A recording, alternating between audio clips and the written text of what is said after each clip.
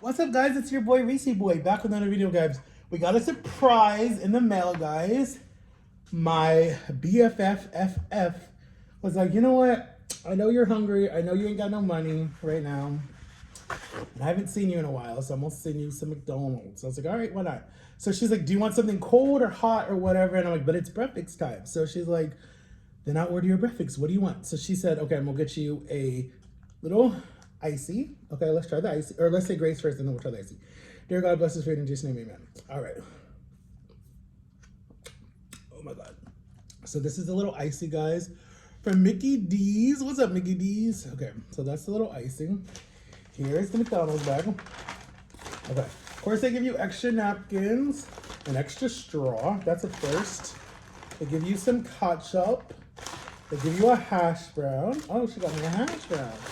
They give you a, whatever that is, extra napkins and extra ketchup. Right. All right, so let me get comfortable. Let me tell you guys how my trip was. Oh my God. Let me tell you guys how my trip was, okay? Can you guys see that? I hope you guys can see that. There you go. All right, you guys don't need to see that. Okay. So we're gonna put some ketchup and we're gonna talk, guys, okay? So my trip was really good. We had fun. My sister and them flew in and we went to we went to St. Pete and we stayed at the Sand something resort. It was really cool. And I got to spend time with like my brother-in-law. We don't do brother-in-law, sister-in-law. We don't do mother-in-law, father-in-law. We just do brother, mom, dad, whatever. So that's how we do it in my family. So your family, your family. So whatever my future wife is, she's gonna call my parents mom and dad, and I'll call her parents mom and dad if they let me. I don't know. That's just how we are. So, anyways, okay. So we have my hash brown. This is my hash brown. Mickey D's hash brown. You guys all know what Mickey D's hash browns look like. They're nice and long. We're gonna tap it like Tammy does. Tap, tap, tap. I don't know why Tammy taps. That is the hash brown. All right, and then we're going to let that sit for a minute. This is the steak and egg cheese biscuit. I don't like egg, so we're probably not gonna eat the egg, but that is what it is, guys. And this is what it looks like. We're probably not gonna eat the egg because I'm not big on the egg. So we're probably gonna take the top off. We're going to, I don't know what that little sauce is. We're gonna take the egg off because I am not big on eggs. Look at that egg, disgusting. We're not gonna eat the egg. I don't wanna waste the egg. You know what, fine, forget it, I'll waste it. I was gonna give it to my mom, but I don't know what time she's coming home and I don't want it to get cold. And then I made my own little sauce, guys. This is just mayonnaise and Miracle Whip. Or no, Miracle Whip and barbecue sauce. I wanted to do some ketchup, but we didn't have it. I actually went to college like 2 years ago, I think it was, and I learned how to make it from some of my college friends in the college. And then this is, my favorite seasoning. Then I just put a little bit on there. Just a tad, just a tad. Give it a little bit of flavor. A little bit on this too. Okay. So that's what the steak looks like, guys. And then we're gonna smush it back on there. And we're going to eat it, guys. But this is so good. I'm gonna take a bite of the hash brown, okay?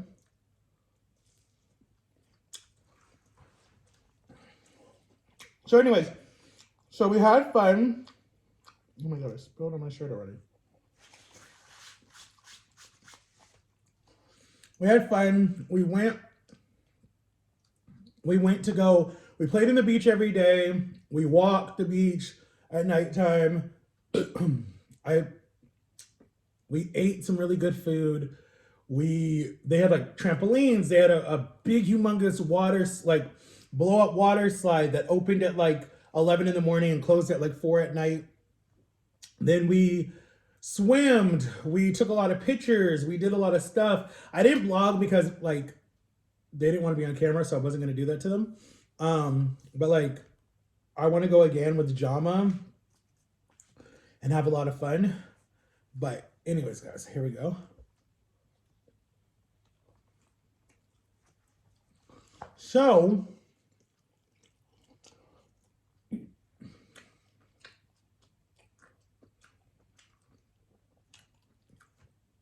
I have a question for you guys. What if you know somebody, right? You love them to death, you care about them to death, whatever, right? But you know in your heart, right, that this person's like everything to you. Like you would never, ever, ever, ever, ever, ever, ever, ever, ever, not even a question would ever hurt this person because you love this person. Like in your mind, you know that when you fully love a person, like that's it for you. Like there's no buts, big ands, or whatever. It's just like I love you and that's it. Like there's nothing around it. Like there's no oh I love you a little bit. Oh I love you whatever. It's just like when you love this person, you love them no matter what, and that's just who you are because that's just how God made you. And there was a test actually when we were driving because it was 3 hours from here. There was a test that my sister did, and it actually opened my eyes to why I am the way I am. I'm a 2. And in the test, I'll have to like somehow post it on my Instagram or whatever. You guys should be following me. Reese boy underscore. It's Reese underscore boy underscore 30 on Instagram. Or you can just follow my other Instagram, Max341989.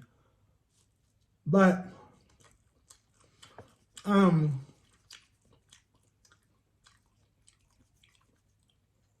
I said that I'm a compassionate person. I'm a loving person. I'm a person that hurts in silence and doesn't tell people when they're sad or they're depressed, and that's true. I'm more giving than I am expecting to receive it.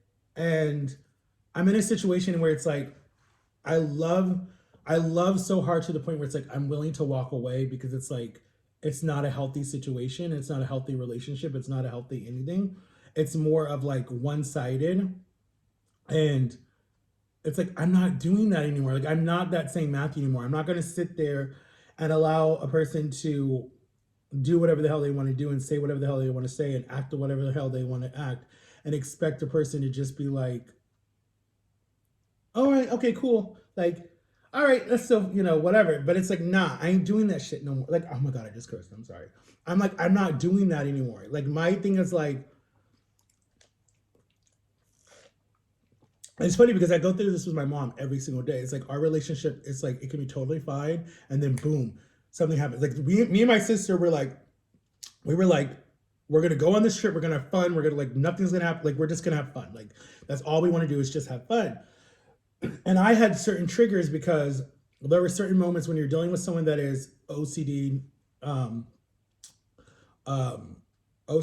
narcissistic, AR, whatever you want to call it, have issues. You're going to have triggers. There's going to be different things where like the pool toys have to be a certain way. The chairs have to be a certain way. They need a list. Like, it's just so many different things that you're just like, why are you trying to parent when you're just a grandparent and you should just stay in your role as a grandparent? But and the reason why I say that is because when I was growing up, right,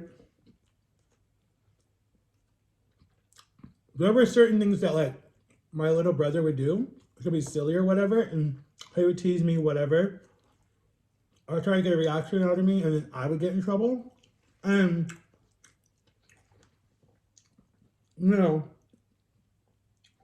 other family members would want to parent, and my mom would be like, hey, it's me and my husband's job to parent.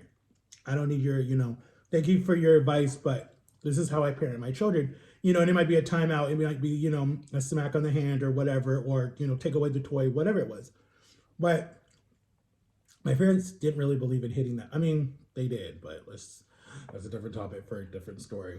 Anyways, because I've had a lot of abuse in my life from a lot of people, mentally, physically, and emotionally.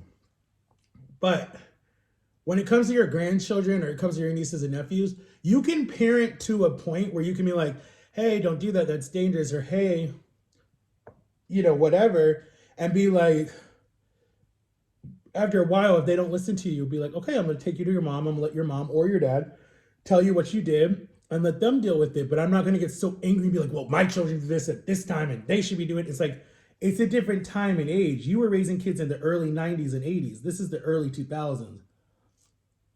It is totally different. You can't hit your kids anymore. You cannot. They look at it as child abuse. You will be arrested for child abuse. All your child's got to do is one time say child abuse and you're gone. You're locked up. You can't hit your kids anymore in public. Not that you should anyways, but I'm just saying, like, a little tap on the hand or, you know, sit down or whatever is okay. But nowadays, oh my God, these kids are rude and mouthy. They're very mouthy.